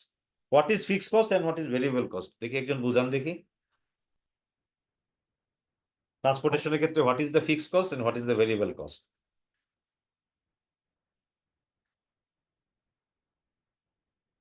আচ্ছা, আমি উদাহরণ দিয়ে বলি তাহলে আপনাদের সুবিধা হবে। প্রতি মাসে ড্রাইভার একটা ট্রান্সপোর্টেশনের যে তেল খরচ হয়, তেল যেটা consumption, is a variable cost or fixed cost? তাইলে মোর ইজি হবে। Variable cost. Variable variable cost, কারণ এটা ফিক্সড না, কেউ পৃথিবীতে বলতে পারবে। বা আমি বাসায় আমার যে গাড়ি, আপনাদের যে গাড়ি, হুয়েভার অথবা কোম্পানির যে গাড়ি, ভাই তো আপনারে বলে দিচ্ছি 87.5 লিটার দিয়ে আপনাকে মাস চলতে হবে, কেউ মিলাইতে পারবে? পৃথিবীর কেউ 87.5? প্রশ্নই আসে না। Variable cost. তারপরে ড্রাইভারের ওভার টাইম ট্রান্সপোর্টের সাথে related, variable or fixed? Variable variable. So এরকম ফিক্সড কস্ট কি আপনার বেতন অ্যাসেটের ভ্যালু। তারপরে মানুষের ওয়েজেস যদি ভেরিয়েবল না হয়, প্রতি 1 বছর যদি ফিক্স থাকে, তাইলে আপনি এটা বলতে পারবেন। কিন্তু ওটিটাকে আপনি বলতে পারবেন না, ওটা আওয়ারের সাথে রিলেটেড। টোল ট্যাক্স, ইন্স্যুরেন্স, কি বলবেন? রাস্তাঘাটে যে টোল ট্যাক্স, ভেরিয়েবল কিন্তু। টোল ট্যাক্সটা ভেরিয়েবল, ভেরিয়েবল তো কারণ সরকারের ইন্স্যুরেন্সটা টোলটা হচ্ছে ভেরিয়েবল। সরকারের ইন্স্যুরেন্সটা অথরিটি fixed। আছে, যে কোনো মুহূর্তে আবার এটা চেঞ্জ করে দিবে, বাড়ায় ফেলবে, কমায় ফেলবে টোল ট্যাক্স। এটা কি আমি ঠিক মেইনটেনেন্স বলতে পারি? কস্ট আছে, maintenance cost is variable, variable. কারণ ওয়ার্কশপে যে কি খরচ হবে ইউ নেভার নো। সো আমি উদাহরণ দিয়ে বলবো, ইনস্টিড অফ এক্সাম্পল দিয়ে বললে বুঝতে সুবিধা। তো এরকম ইয়ার, সি, ল্যান্ড, কোনটার কত কস্ট এটা আপনাকে বিবেচনা নিতে হবে। স্পিড ভেরি ভেরি ইম্পর্টেন্ট, কারণ লিড টাইমের সাথে স্পিডের রিলেশনশিপ, কোন মাধ্যমে নিলে আপনার কি পরিমাণ স্পিডে আপনি আপনার প্রোডাক্ট পৌঁছে দিতে পারবেন। সো আপনি ওগুলো বিবেচনায় নিবেন। রিলায়েবিলিটি, কনসিস্টেন্সি, ধারাবাহিকতা, and commitment to delivery. Commitment বিজনেসের ক্ষেত্রে বলে না, অনেক বড় বড় ব্যবসায়ী যারা এন্টারপ্রেনার দেখেন টেলিভিশনে ইন্টারভিউ দিতে আসে, সিটি গ্রুপের মালিক, এসিআই এর মালিক, মেঘনা গ্রুপের মালিক, যারা ইন্ডাস্ট্রিটা প্রতিষ্ঠা করেছে, প্রত্যেকেই কিন্তু একটা কথা বলে যে জীবনের শুরুতে আমাদের এত টাকা পয়সা ছিল না, কিন্তু আমরা অনেক স্ট্রাগল করছি, 5 বছর, কেউ 7 বছর, কেউ 10 বছর, তারপর আস্তে আস্তে এস্টাবলিশ হয়েছি, কিন্তু কমিটমেন্ট ফেল করিনি। এই কথাটা কিন্তু মারাত্মক বলে বিজনেসের ক্ষেত্রে। It is so important, commitment. Commitment fail করবেন। অনেকে এরকম ঘটনাও বলেছে, আমি জাস্ট এইটার প্যাটার্নে উদাহরণটা দিচ্ছি। It applies to any business, transport বলেন আর যেটি বলেন, যে দরকার বলে বাসার ওয়াইফের গহনা বিক্রি করে হইলো ব্যাংকের লোন শোধ দিচ্ছি টাইম মতো। Commitment, this part of the commitment. Consumer কাছে যেমন কমিটমেন্ট, আমার পার্টনার হলো ব্যাংক, সেই ব্যাংক ওই যে একটা আস্থা অর্জন করছি, তারপরে আর কোনোদিন লোন পাইতে অসুবিধা হয়নি। So commitment is also very important. এগুলো সবই হচ্ছে রিলায়েবিলিটির অংশ। এখন চুজিং ট্রান্সপোর্ট মোড, এই যে দেখেন একটা জাস্ট টেবিলের মতন করে দিচ্ছে, কোয়াড্রেটের মতো। কোয়াড্রেট বলবো না, একটা এক্স এক্সিস ওয়াই এক্সিস করে ফেলে দেখা হয়েছে। এদিকে হলো ডিস্টেন্স, ডিস্টেন্স হলো লোকাল ডিস্টেন্স, ন্যাশনাল, ইন্টারন্যাশনাল। আর এদিকে হচ্ছে অর্ডার সাইজ, ইনভেলাপ, খামে ভরে দেওয়া। পার্সেল একটু বড় হয়, টন, 5 টন মেট্রিক টন যখন হয়, 20 টন হয়, তাহলে আমরা একটু ফেলে ফেলে দেখি, দেখেন কি হয়। প্রথমে যদি আপনার হয় হলো লোকাল, লোকাল ডেলিভারি হবে, কিন্তু এনভেলাপে যাবে, হাতে হাতে নিয়ে যাবে, তাহলে দেখেন হাতে হাতে। এটি যখন ন্যাশনাল হবে, আপনি চট্টগ্রামে তার হাতে হাতে নিতে পারবেন, তখন আপনাকে পোস্টাল লাই করতে হবে এনভেলাপ। যখন ইন্টারন্যাশনাল হবে, পত্র মিতালির যুগ যখন ছিল আমাদের ছোটবেলায়, বন্ধুদেরকে আমরা যখন চিঠি লিখতাম, আমাদের আত্মীয় স্বজন যখন চিঠি লিখতো, এখন তো সেই জমানা নাই। সো আপনি খামটা ইন্টারন্যাশনালি আপনি পাঠিয়ে দিতেন। তো ওইটা পাঠাইতে হইলে ডিএচএল নেক, ইউপিএস নেক, ফেডেক্স নেক, যেই নেক, আপনার কিন্তু ইয়ারমেলি যাইতে হইতো। হ্যাঁ, আপনার খালাতো ভাই বা খালা অথবা চাচা ইউকেতে বসবাস করেন, তখন এই 80 দশকের জমানার কথা চিন্তা করেন, একটা চিঠির জন্য আমরা কিরকম ওয়েট করে থাকতাম। হ্যাঁ? চিঠি, ভিউ কার্ড, কত কি আসতো। সো পার্সেল, পার্সেল যখন হবে local, local parcel, parcel career, তখন এটা কি হবে, ন্যাশনাল যখন হবে সেটাও পার্সেল ক্যারিয়ার। পার্সেল যিনি ক্যারিয়ার নিয়ে আসে, সেটা আপনি, এটা তো সব জিনিস আর হাতে কইরা কেউ বহন করে আনা যায় না, কারণ এগুলো একটা ওয়েট থাকে। সেটা সে একটা যে কোনো ভেহিকেল আসতে পারে, ভ্যানে নিয়ে আসতে পারে, অন্য ধরনের কোনো ভেহিকেল নিয়ে আসতে পারে, ছোট ট্রাকে আনতে পারে, কাভার ভ্যানে আনতে পারে, যেইভাবে খুশি সেইভাবে আনতে পারে। বাট যখনই ইন্টারন্যাশনালে যাবেন, তখনই হয়ে যাবে ক্যারিয়ার এক্সপ্রেস, ভায়া রোড অথবা ইয়ার। অনেক সময় ভায়া রোড হয়, ইউরোপে যেমন অ্যাডজেসেন্ট কান্ট্রি থাকে, সেগুলি বাই রোডই আপনি পাঠাতে পারেন। যখন আপনার ওজন হয়ে গেল, অর্ডার সাইজ হয়ে গেল 5 মেট্রিক টন, তখন বাই রোডে পাঠাবেন। যখন ন্যাশনাল হবে, তখন আপনি রোডে পাঠাবেন। যখন ইন্টারন্যাশনাল হবে, তখন LCL, less container load, LTL, less truck load, groupage via road, sea, rail, যেভাবেই হোক আপনাকে এইভাবে পাঠাতে হবে। ফুল কন্টেনার লোডে লাগে না, কারণ যেহেতু ছোট বলছে, এই জন্য লেস কন্টেনার লোড অথবা লেস ট্রাক লোড দিয়ে আপনি পাঠাবেন। যখন টনেজ বেড়ে গেল, লোকাল হইলে রোড, ন্যাশনাল হইলে আবার রোড, ইন্টারন্যাশনাল হইলে এফসিএল, ফুল কন্টেনার লোড, এফটিএল, ফুল ট্রাক লোড। ভায়া রোডেও হইতে পারে, সি হইতে পারে, রেল হইতে পারে, তিনটার কম্বো হইতে পারে, কম্বিনেশন করে হইতে পারে। হ্যাঁ, মাল্টি মডাল দিয়েও আমরা করতে পারি। ফ্যাক্টরি থেকে আপনার পোর্টে গেল চট্টগ্রাম, চট্টগ্রাম থেকে আপনি জাহাজে উঠাই দিলেন, ইউরোপে গেল, ইউরোপে যেই পোর্টে নামলো, সেখান থেকে আবার রেলের বগির মাধ্যমে আবার আপনার বায়ারের ওয়্যারহাউসের কাছে যে নামা দিল। সো তিনটার কম্বো। ক্লিয়ার হয়েছে ভাইয়া? Simple, very simple. একটু মনোযোগ দিয়ে দেখলি easy to understand. So basic transport management issue, transport ম্যানেজমেন্টের ইস্যুর ভিতরে দুইটা জিনিস দেখেন, এটা একটা ফালক্রামের মতো, ভারসাম্য, মিনিমাম কস্ট, ডিজায়ার সার্ভিস, একটা ব্যালেন্স। এই জন্য এটাকে বলছি ফালক্রাম। যখনই বেশি আপ ডাউন হয়ে যাবে, তখন এটাকে ম্যানেজ করতে হয়। আপনি ডিজায়ার সার্ভিস লেভেল যখন আপনি এনশিওর করতে যাবেন, তখন আপনার কস্টটা বাড়বে। ঠিক আছে, দ্যাটস ট্রু, আমরা এটা জানি, আমরা এটা ট্রেড অফের ক্ষেত্রে আমরা দেখেছি। বাট হ্যাঁ, বাড়বে, এটা সত্য। বাট একটা পর্যায়ে পরে বাড়তে বাড়তে তারপরে আস্তে আস্তে চেষ্টা করতে হবে এটাকে আস্তে আস্তে যতটুকু এফিসিয়েন্সি দিয়ে কমায় আনা, ব্যালেন্স করা। এখন আমার এইটা এত বাড়া বাইরে গেল কস্ট, আর আমি আর নামাইতেই পারলাম না, তাইলে কিন্তু ব্যালেন্সিং হলো না। হ্যাঁ, ডিজায়ার সার্ভিস লেভেল দিতে গেলে আমাকে খরচ করতে হবে, বাট একটা পর্যায়ে পরে যখন আমি ওইটার মাধ্যমে আমি যখন আমার ভলিউম পাবো, সেলস পাবো, প্রফিট পাবো, তখন আস্তে আস্তে আমার কস্টটাকে ডাইলিউট করে নিয়ে আসতে হবে in terms of increasing the efficiency. So daily movement মানে হচ্ছে activities, time and distance, minimize time and distance travel বলছে, ডিস্ট্রিবিউশন স্ট্রাকচার, ট্রাফিক নেটওয়ার্কটা কেমন, routing and scheduling, effective planning, যে কোনো রুটে আপনি দিবেন না, আপনার একটা রাউটিং থাকতে হবে, হ্যাঁ, এবার শিডিউল থাকতে হবে কোন রুটে কখন কি পরিমাণ যাবে, that's called effective planning. Vehicle equipment availability and utilization, আপনার ভেহিকেল অ্যাভেলেবেল আছে কিনা এবং ইউটিলাইজেশন। অ্যাভেলেবেল আছে, ইউটিলাইজেশন নাই, what does it mean by utilization? 5টা ট্রাক পড়ে আছে আপনার ওয়্যার হাউসে, আপনি মালামাল শিপ করতে পারছেন না কারণ আপনার ওয়্যার হাউসের ভিতরে স্টকই নাই, তাহলে ইকুইপমেন্ট অ্যাভেলেবেল হইলো, ইউটিলাইজেশন হইলো না। বোথ আর ইম্পর্টেন্ট। অপারেশনাল মেথড, যারা এই বিজনেসটা করবে, ট্রান্সপোর্ট বিজনেস করবে, তাদের জন্য এগুলো জানা খুব জরুরি। এখন উনি 3PL ভেন্ডর হিসাবে একটা অর্গানাইজেশনে যুক্ত হয়েছে, উনি এগুলো কিছুই জানে না কিভাবে এগুলো ইউটিলাইজ করতে হয়, হ্যাঁ, তাহলে কিন্তু হবে না। এমটি ট্রিপ ম্যানেজ করা তার জানতে হবে। হ্যাঁ, আপনি অর্গানাইজেশনের প্রোডাক্ট নিয়ে গেছেন, রাজশাহী থেকে ফেরত আনার সময় আপনার ট্রাক খালি আসলে হবে না, ওই অর্গানাইজেশনের প্রোডাক্ট না থাকলে অন্য কিছু দিয়ে আনতে হবে আপনাকে, এবং that has to be clear. আপনি ফেরত আনার সময় অন্য প্রোডাক্ট আনতে পারেন, কিন্তু আবার যখন ওই অর্গানাইজেশনে আপনি ট্রাক প্লেস করবেন, আপনি পরিষ্কার করে দিবেন, তাই তো আর কোনো সমস্যা নেই। দুইটা প্রোডাক্টে যেন কোনো ঝামেলা না হয়, এমন ভাবে একটা জিনিস আনছেন আপনার ট্রাকের বডি মানে যা ইচ্ছা তাই হয়ে গেছে, পরে ওই ট্রাকই যদি সকালবেলা আবার কি বললাম না, নারায়ণগঞ্জে ফ্যাক্টরিতে আপনি ই করেন, যার সাথে আপনি 3PL ভেন্ডরশিপ করতেছেন, ওটা তো খোলা বাজার থেকে মালামাল নিয়ে আসছেন, চা পাইছেন সেটি, বাট আপনি পরিষ্কার না করে আবার ট্রাক প্লেস করতেছেন, তখন কিন্তু আবার ঝামেলা হবে।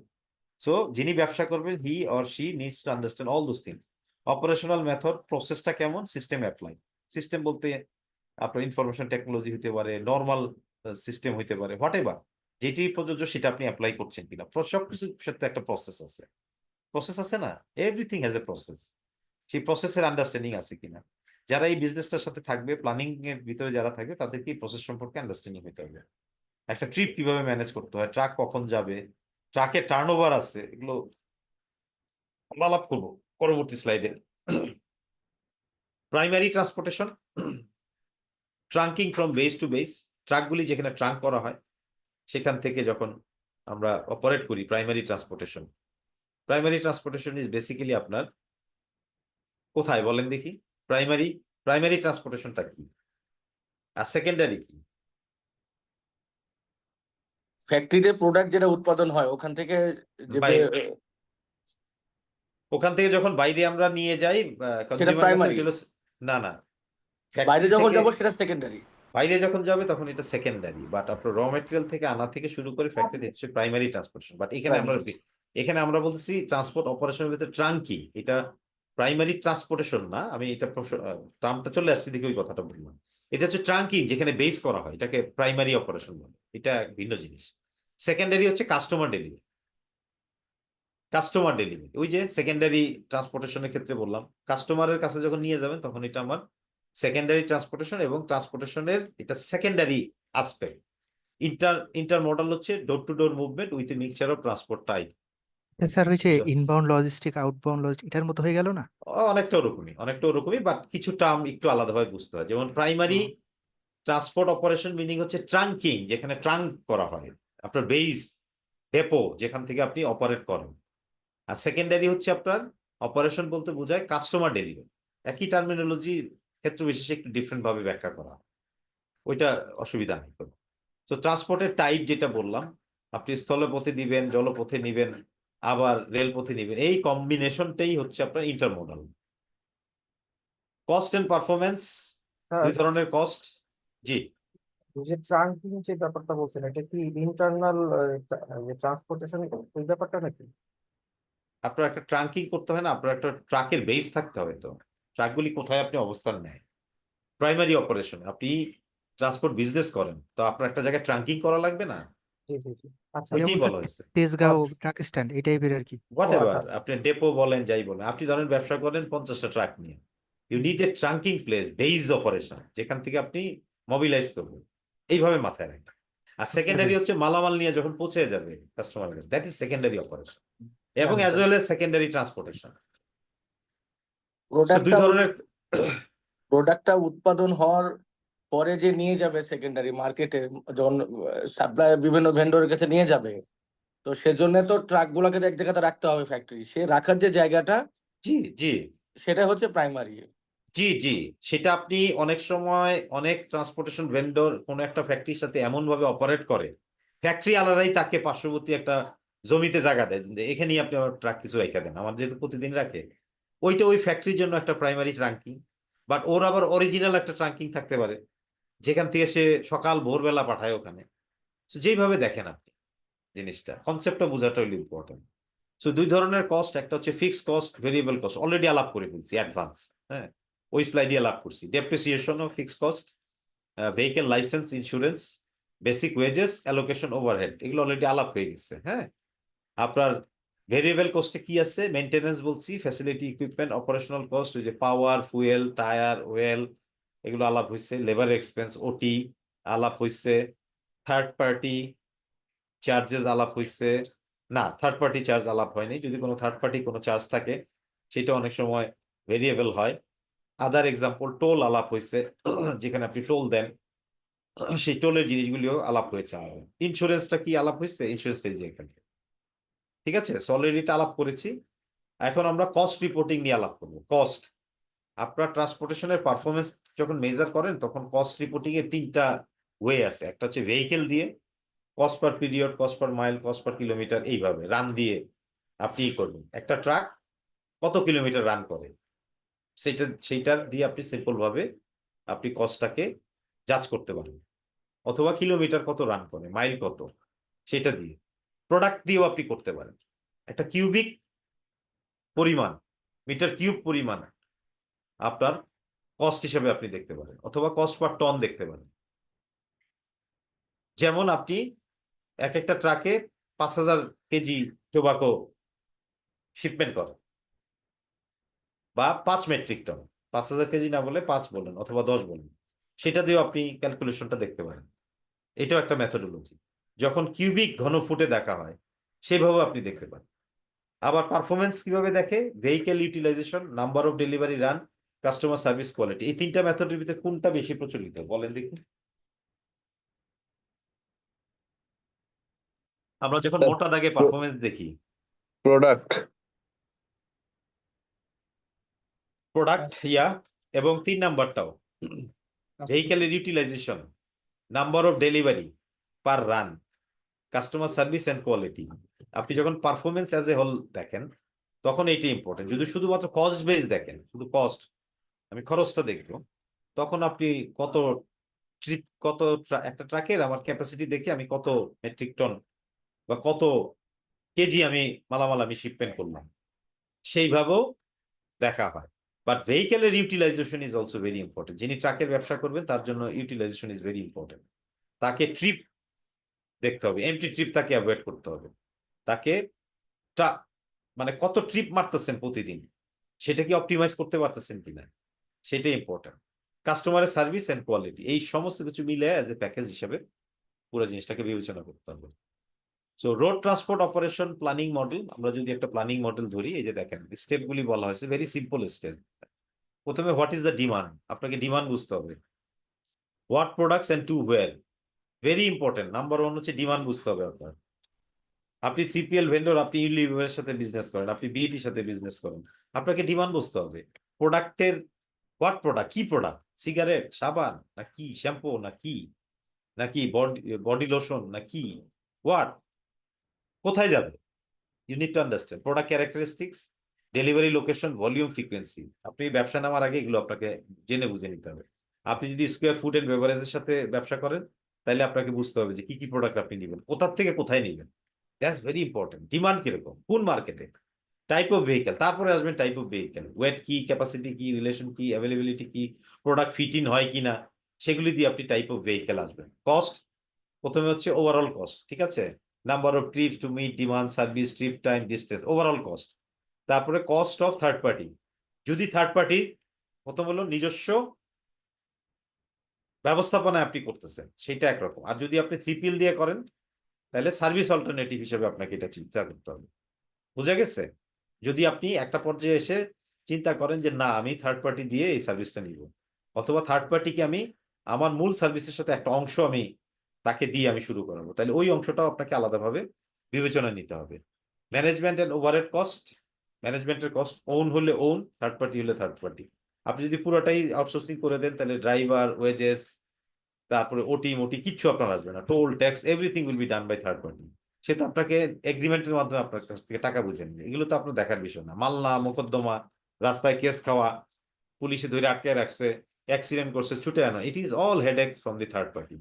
এখনকার যে মডালিটি, সবাই 3PL সার্ভিস প্রোভাইডারের সাথে এগুলো করতেই পছন্দ করে, কেউ নিজে এগুলো হ্যাসেলের ভিতরে যাইতে চায় না। টোটাল কস্ট, ইভেন দি ম্যানেজমেন্টের গাড়ি, সেগুলো মানুষ এখন রেন্টিং অপশনে চলে যাচ্ছে। অনেক ভালো ভালো অর্গানাইজেশনের এমডির গাড়িও কিন্তু ভাড়া নেওয়া হয়, জানেন কিনা আপনারা জানি না, 2.5-3 লাখ টাকা ভাড়া দেয় প্রতি মাসে। তারা চিন্তা করে যে ফিক্স অ্যাসেট আমি বাড়াবো না, আমি কিনবো না এগুলো, বরঞ্চ আমি সার্ভিস নিবো আরেকজনের কাছ থেকে।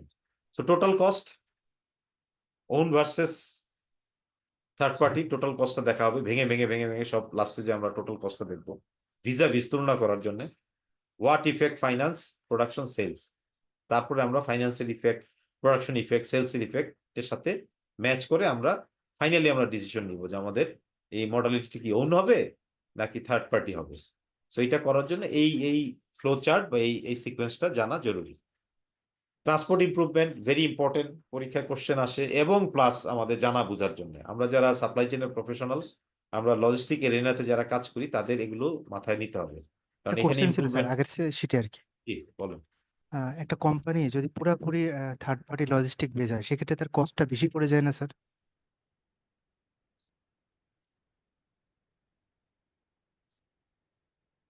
আপনি উল্টা ভাবে দেখেন, সে যদি না করে যদি নিজে করতে চাইতো, তাহলে তার কি পরিমাণ ট্রাক কিনতে হইতো?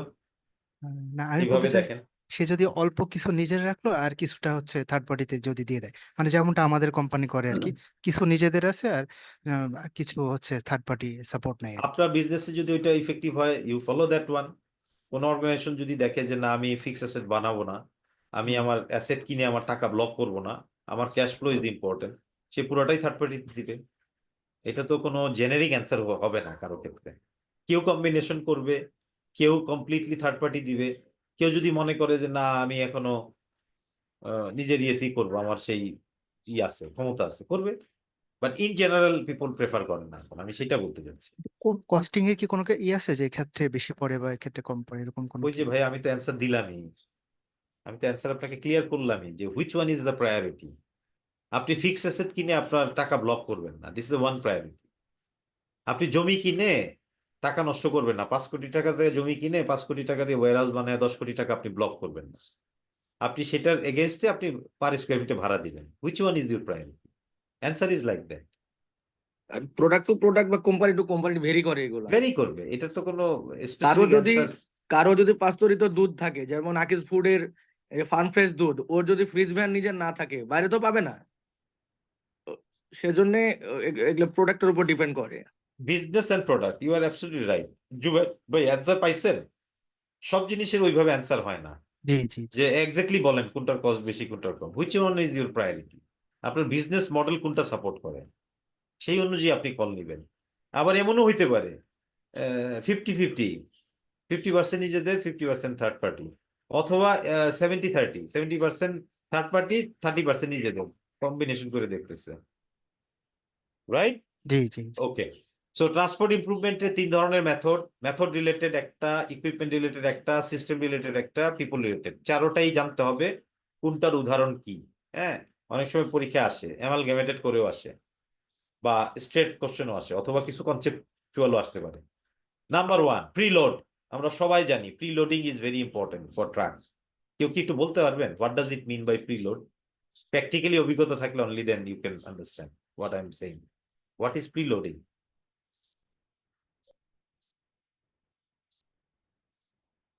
লোড করার আগের যে কর্মকাণ্ড, সেটি হলো প্রিলোড। সেটা হলো ট্রাক জায়গা মতন প্লেস করা, ডক করা, ট্রাকটাকে পরিষ্কার করা, রেডিনেস যেটাকে বলে preload. What is share load? একটা লোডকে শেয়ার করতে পারবে, শেয়ার লোড বলে, হয় না? এক অর্গানাইজেশনের কিছু মালামাল উঠে আবার আরেক প্রোডাক্ট উঠে তারপরে যাবো, this is called shared load. অথবা একই অর্গানাইজেশনে এক ওয়্যারহাউস থেকে নিয়ে আবার আরেক ওয়্যারহাউস থেকে নিয়ে এটাকে শেয়ার করে তারপর নিয়ে যাচ্ছে। প্রোডাক্টের ক্ষেত্রে হতে পারে, মিক্স হতে পারে। ডেলিভারি ফ্রিকোয়েন্সি, কি ধরনের ডেলিভারি ফ্রিকোয়েন্সি আপনার? Daily, weekly, fortnightly? ডেইলি হলে কয়বার? Reduce turnover time, who can tell? কোন আইডিয়া আছে টার্নওভার টাইম বলতে কি বুঝাই আমরা? টার্নওভার টাইমটা হচ্ছে একটা সাইকেলের মতো, অর্ডার সাইকেল বলে না, ওরকম ট্রাক বিজনেসের ক্ষেত্রে টার্নওভার টাইম হচ্ছে একটা সাইকেল। ট্রাক আইসা প্লেস করা থেকে শুরু করে মালামাল নিয়ে বের হয়ে যাওয়া, এই মধ্যবর্তী যে টাইমটা, that is the turnover time. Reduce turnover টাইমের কথা কেন বলা হয়েছে? কেউ কি বলতে পারবেন প্র্যাকটিক্যালি অভিজ্ঞতা থাকলে এই টার্নওভার টাইম কেন বাড়ে? রুট কজগুলি কি? লেবারের ইনএফিসিয়েন্সির কারণে। লেবারের ইনএফিসিয়েন্সির কারণে টার্নওভার টাইম বাড়বে। স্যার ডেলিভারি ফরকাস্ট যদি ঠিকভাবে না হয়, যে আমি ফরকাস্ট করছি আমি দুপুর 2টার মধ্যে ওই মালটা প্রোডাকশন করে রেডি করব, মেশিন ব্রেকডাউনের কারণে আমার ওই 2টার সময় রেডি হইলো না, 5টা বেজে গেল, এই জন্য আমার টার্ন অ্যারাউন্ড টাইমটা বাড়ে। এটাকে আমি ডাইরেক্ট প্রোডাকশনের সাথে না মিলিয়ে আমি যদি ওয়্যারহাউসের স্টকের সাথে দেখাই, স্টকের ইনভেন্টরির চেকিংটা ভালো মতন হয়নি, না বলে, না চেক করে উল্টা পুল্টা এসকিউ হিসাব ঠিক মতন না করে এসে বলে দিচ্ছে যে আপনি ট্রাক নিয়ে আসেন, সেই কারণেও টার্নওভার টাইম বাড়তে পারে। আপনার টার্নওভার টাইম বাড়তে পারে আরো কারণে। আপনার ওয়্যারহাউসে যারা অপারেট করে, সে ফর এক্সাম্পল ওয়্যারহাউসে অপারেট করে হচ্ছে সুপারভাইজাররা, পিডিএস সিস্টেম হ্যাং করে ফেলছে সকালবেলা, সার্ভার ডাউন, আপনি স্ক্যান ঠিক মতন করতে পারছেন না, entire process will be delayed. ফকলিফট driver নতুন আনছেন, ভালো মতন চালাইতে পারতেছে না, মালামাল উঠাইতে পারতেছে না, এই এভরিথিং আপনাকে টার্নওভার টাইম বাড়ায় দিতে পারে। তাহলে উল্টা ভাবে দেখেন, উল্টা চিন্তা করলেই আপনি রিডিউস করতে পারবেন। এক্সাম, এই জন্যই আমি সবসময় আরেকদিন আপনাদের মধ্যে বলেছি কথাটা, টাইম এন্ড মোশন স্টাডি। লজিস্টিকে যারা চাকরি করেন তাদেরকে টাইম এন্ড মোশন স্টাডি বুঝতে হয়, পুরো প্রসেসটা ঘড়ি ধরে ধরে দেখতে হয়। এক্সামিন জার্নি টাইম, জার্নি টাইমের টাকে এক্সামিন করা, রাস্তায় কোনো কনজেশন আছে, হরতাল আছে, অবরোধ আছে, ভিআইপি মুভমেন্ট আছে। অডিট পারচেজ ইনভয়েসেস, অনেক সময় ইনভয়েসকে একটু অডিট করা হয়, ঠিক আছে। Return load, two way, return load কি এমটি নাকি ভরা? কনসলিডেশন, আপনি অনেকগুলি ছোট ছোট অর্ডারকে কনসলিডেট করে একটা অর্ডারে নিয়ে আসতে পারেন। ফিক্সড রাউটিং, ওই যে একটা উদাহরণ বোধে আমি দিয়েছি, বা কোন, আমি অনেক ব্যাচে ক্লাস নেই তো এখন সবসময় মাথায় থাকে না যে কোন ব্যাচে বলছিলাম। কুষ্টিয়া থেকে ঢাকা ফ্যাক্টরিতে বিএটি 2টা পথে প্রাইস টোবাকো পাঠাইতে পারে, একটা হচ্ছে মানিকগঞ্জের সাটুরিয়া হয়ে, আরেকটা হচ্ছে আমাদেরকে যমুনা, বলছিলেন স্যার। আচ্ছা, আরেকটা হচ্ছে যমুনা হয়ে।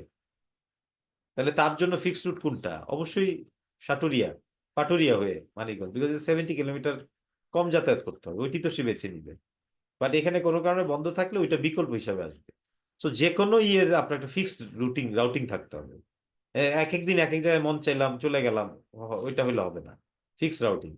ইউনিটাইজ, আপনার প্রোডাক্টটাকে ট্রাকে উঠানোর পর এটা যেন নড়াচড়া না করে, অনেক সময় চেইন, তারপর রোপ, এগুলো দিয়ে বেঁধে যে একটা জায়গায় যে রাখা হয়, এটাকে বলে ইউনিটাইজ। ড্রপশিপ, ড্রপশিপ মানে হচ্ছে ডিরেক্ট শিপ করা, মনে আছে ড্রপশিপিং? সো এগুলো আপনাদের বিবেচনায় নিতে হবে, যেখানে সুযোগ আছে সেখানে ড্রপশিপ করতে হবে। পারফরমেন্স স্ট্যান্ডার্ড, পারফরমেন্স স্ট্যান্ডার্ড তো অনেক ধরনের হতে পারে, এটা তো বললামই। পারফরমেন্স স্ট্যান্ডার্ডে আপনার ডেলিভারি টাইম, রিলায়েবিলিটি, আপনার কাস্টমারের হ্যাপিনেস, অনেক কিছু আসবে এটার ভিতরে। কস্ট, ভেহিকেল লোড, ভেহিকেলের লোডটা কি আপনি ইউনিফর্ম ওয়েতে দিচ্ছেন নাকি হ্যাফেজার্ডলি দিচ্ছেন? Loading is very very important. আমরা যদি সঠিকভাবে লোড না করতে পারি, এই যে অনেকে বাংলায় বলে সলি, বা এক লেয়ারের উপর আর লেয়ার রাখা, এটা লেবাররা যদি ঠিকভাবে সাজাইতে না পারে, তাইলে আপনার ভেহিকেল লোডের ফুল অপটিমাইজেশন হবে না। জায়গা থাকবে, কিন্তু দেখবেন যে এলোমেলো ভাবেই করার কারণে আপনি 10% প্রোডাক্ট আপনি দিতে পারলেন না, 15%। জায়গা থাকার কারণে ওয়েস্টেজ হবে। রিডিউস স্মল শিপমেন্ট, সবসময় বিগার শিপমেন্ট এনকারেজ করা হয়, because of economies of scale, because of consolidation, so that you can have a bulk volume পাঠায় আপনি যেন কস্টটাকে ডাইলুট করতে পারেন। ছোট ছোট শিপমেন্ট দিলে ফ্রিকোয়েন্সি বাড়বে, অ্যাডমিনিস্ট্রেটিভ হ্যাসেল বাড়বে, কস্ট বেড়ে যাবে। ইকুইপমেন্ট রিলেটেড দেখেন, ইকুইপমেন্ট স্পেসিফিকেশন, ইকুইপমেন্টের স্পেসিফিকেশন কেমন, সেটা আপনার ইঞ্জিনের ক্ষেত্রে কোনো আছে, হাইব্রিড ইঞ্জিন দিচ্ছেন নাকি টার্বো ইঞ্জিন দিচ্ছেন, অথবা আরো কোনো যদি স্পেসিফিকেশন থাকে। লিজ বাই, লিজে যাবেন না বাই করবেন, দুইটি available option. Fuel economy very very important. Even যখন আমাদের নিজস্ব গাড়িও যখন আমরা বাসা বাড়িতে চালাই, এখন হাইব্রিড গাড়ি কেন কিনে মানুষ? বিকজ আপনার কেপিএল যাতে আপনি ইমপ্রুভ হন, পার কিলোমিটার কত যায় আপনার 1 লিটার ফুয়েল কনজাম্পশন দিয়ে, যেটাকে কেপিএল বলে, কেউ কেউ রান রেটও বলে। আজকে আপনি ঢাকা শহরে চালান, যে জ্যাম 5-এর উপরে উঠবেন আপনার তেলে। হাইব্রিড হলে অ্যাটলিস্ট আপনি 10, 12, 13, 14, 15 পাবেন গাড়ির টাইপ অনুযায়ী।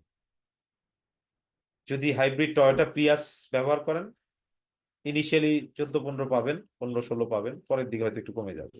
স্টিল বেটার, 2 গুণের উপর। আপনি যদি হাইব্রিড গাড়ি একুয়া কিনেন, আমি একটু নর্মাল গাড়ির কথা বলতেছি, ট্রাক তো এখনো হাইব্রিডে আসে নাই, ট্রাক ইঞ্জিন দিয়ে অনেক সময় ফুয়েল ইকোনমি জাজ হয়। তার মানে ফুয়েল ইকোনমি করতে গেলে তার মেনটেন্যান্সটা ঠিক মতন হচ্ছে কিনা, ঠিক মতন সে মোবিল চেঞ্জ করে কিনা, এই সমস্ত ফিল্টার মিল্টার যা আছে এগুলো পরিষ্কার করে কিনা, সেটার সাথে ফুয়েল ইকোনমি রিলেশনশিপ আছে। ইউটিলাইজেশন, টাইম এন্ড স্পেস, বারে বারে বলতেছি। অনবোর্ড কমিউনিকেশন, অনবোর্ড হওয়ার পরে কমিউনিকেশনটা হচ্ছে কিনা, 2 এন্ডে। Maintenance program has to be preventive, not reactive. Preventive হইতে হবে, আগের থেকে চেকলিস্ট ধরে ধরে করতে হবে। আমি প্রতি 2 মাস বা 1 মাস পরে পরে আমি ওয়ার্কশপে গাড়ি পাঠাবো to check the health of the vehicle. That's called maintenance programme.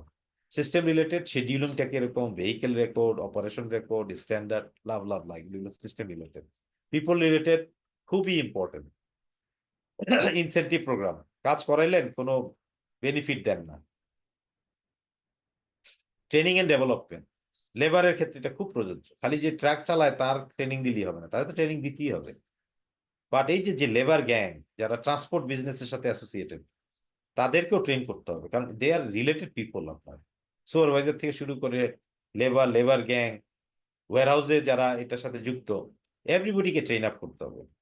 কিভাবে টাইম এন্ড মোশন স্টাডি করে আমরা এফিসিয়েন্সি বাড়াইতে পারি, সিমিলার লেবার গ্যাং দিয়ে একটা ট্রাক বেশি শিপমেন্ট করতে পারি।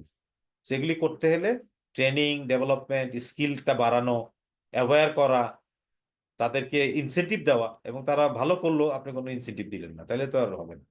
তাহলে ওরা ভাবে যে আমার খাটায় নিচ্ছে, খাটাইতেছে আর খাটাইতেছে। ট্রান্সপোর্টেশন প্রসেসে 2টা জিনিস ইম্পর্টেন্ট, একটা হচ্ছে প্রোডাক্টিভ টাইম আর একটা হচ্ছে নন প্রোডাক্টিভ টাইম। ঠিক আছে, productive is directly affected by the কি বলছে এটা, ratio between productive time and non productive time. এই যে দেখেন, খেয়াল করেন লাইনটা, productivity is directly affected by the ratio. 2টা টাইম আছে, প্রোডাক্টিভ এন্ড নন প্রোডাক্টিভ। আমাদের পরবর্তী স্লাইডে উদাহরণ আছে। Productive time is the time spent to move goods. দেখেন ইম্পর্টেন্ট লাইন, প্রোডাক্টিভ টাইম বলতে কি বোঝায় ট্রান্সপোর্টেশন প্রসেসে? ট্রাভেলিং টাইম, যতক্ষণ গাড়িটা চলবে। while the non-productive time is delay, ideal and breakdown, traffic জ্যামে বসে থাকা বাংলাদেশে নন প্রোডাক্টিভ টাইম। ওই সময় চলতেছে না গাড়ি, বসেই আছি। কালকে অনেকে আপলোড দিচ্ছে যে ভাই 2.5 ঘন্টা 3 ঘন্টা ধরে বসেই আছি এক জায়গায়। Loading and unloading may be consider productive in transportation context. মনে থাকবে, লোডিং এন্ড আনলোডিং এটাও কিন্তু প্রোডাক্টিভ অ্যাঙ্গেল। কারণ লোড আনলোড কেন করছেন? গাড়িটাকে স্টার্ট করে দেওয়ার জন্য। লোড আনলোড তো অবশ্যই প্রোডাক্টিভ, এটা তো নন প্রোডাক্টিভ জায়গা না। Normally trucks spend a lot of time for non productive activities. যে কোনো ট্রাক বিজনেসের সবচেয়ে বড় লস হলো নন প্রোডাক্টিভ। এই যে দেখেন, পরের স্লাইডটা দেখেন, see the pie chart. 66% time হলো waiting and breakdown. 66% global statistics বলতেছে। 27% হচ্ছে লোডেড টাইম, আনলোডেড টাইম হচ্ছে 4%, লোডিং টাইম হচ্ছে 3%। এই যে দেখেন, জাস্ট ধারণা নেওয়ার জন্য। The majority of truck time is for waiting, delay or breakdown. Majority টাইমে ট্রাক বৈশা থাকে। বৈশা 2টা কারণে থাকতে পারে। ওয়্যারহাউসের সাথে কোনো সমন্বয় নাই, বৈশাই আছে। কখন সার্ভার ঠিক হবে খবর নাই। যেই মালামাল নিতে গেছে, যে স্টক যেটা মানে কি বলবো এসকিউ অনুযায়ী যে অর্ডার পিকিং হওয়ার কথা ট্রাকে সেটা নাই, বলতেছে ওয়েট করেন মালামাল আসতেছে আরেক ওয়ারহাউস থেকে অথবা ফ্যাক্টরি থেকে, অথবা ব্রেকডাউন হয়ে বই রয়েছে। Unloaded travel may be larger in the regions with imbalance economic activity, এটা হইতেই পারে, রিজন টু রিজন এগুলি ইমব্যালেন্স ইকোনমিক অ্যাক্টিভিটির কারণে হতে পারে। So typical activities for truck, দেখেন সিম্পল জিনিস জাস্ট বোঝার জন্য বলা হয়েছে এখানে। সমুদ্র পথে কি productive time? Loading, selling and unloading. Okay, কত পার্সেন্ট? 40 to 60%। ট্রাকের ক্ষেত্রে productive time loading, travelling, unloading 30 to 70%। Non productive time waiting and queueing, এটাও তাই, ওয়েটিং এন্ড কিউইং, ওয়েট করা, কিউতে দাঁড়ায় থাকা, জাহাজে এসে ভিড়ছে, পণ্য খালাস হচ্ছে না, বলে না মাঝে মাঝে, দেখেন না পেপারে পত্রিকা আসে, it's completely non productive time, বসেই আছে। সো ট্রান্সপোর্টেশন প্রসেস আমরা এটা জানি। লোডিং, প্রথমে লোডিং হবে, তারপর ওয়েট ফর আনলোডিং, তারপর আবার আনলোডিং প্রসেস হবে, আবার ওয়েট ফর অ্যাসাইনমেন্ট, নতুন অ্যাসাইনমেন্ট হবে, রিটার্ন ট্রাভেলিং, তারপর আবার লোড আছে। এই যে সাইক্লিক অর্ডারে যে ঘুরতেছে, বুঝে গেছে? লোড করবেন, তারপরে ডেস্টিনেশনে পাঠিয়ে দিবেন, আনলোড হবে, ওয়েট ফর আনলোডিং, এই যে ধরেন একটা ওয়্যারহাউসে পাঠাইছেন, আনলোড হবে, বসে আছে সে, আনলোড প্রসেস শুরু হইলো, আনলোড প্রসেসের পর আবার এটা রিটার্ন হবে, রিটার্ন হয়ে আবার ওয়েট করবে নতুন অ্যাসাইনমেন্টের জন্য, তারপরে আবার লোড হবে। এই যে একটা cyclic process, load unload waiting, load unload waiting, load হবে আনলোড হবে, ট্রাভেল করবে, load unload, in between travel, কোনো জায়গায় ওয়েটিং, ট্রানজিট। এই যে সিম্পল জিনিসটা জাস্ট মাথায় নাও এবং দেখতে হবে পুরো বিজনেসের ভিতরে কি লোডিং এ বেশি লস হচ্ছে, না আনলোডিং এ হচ্ছে, না ওয়েটিং টাইম হচ্ছে, না ট্রাভেলিং টাইম হচ্ছে। তো এই বিজনেসে যারা থাকবেন তাদের একটা ক্লিয়ার কাট আন্ডারস্ট্যান্ডিং থাকতে হবে। দ্যাটস ইট, এই হলো আলোচনা। তো মোটামুটি 1 ঘন্টা 15 মিনিটে আমরা শেষ করতে পারছি। এখন আপনারা কোনো কোশ্চেন থাকলে বলেন। আমি আগেই বলছি আজকে সাবজেক্ট কঠিন না, আমরা হয়তো স্যার তাড়াতাড়ি শেষ করতে পারবো। লেকচার 3-তে আমার একটা টপিক্সের প্রবলেম ছিল, বলবো টপিক্সটা না? না, এটা আগে এটা একটু করেন, আজকে কারো কোনো ক্লারিটি আপনি ধরে রাখেন আপনার কোশ্চেনটা, আজকে আচ্ছা। সাবজেক্টে কারো কোনো আছে কিনা।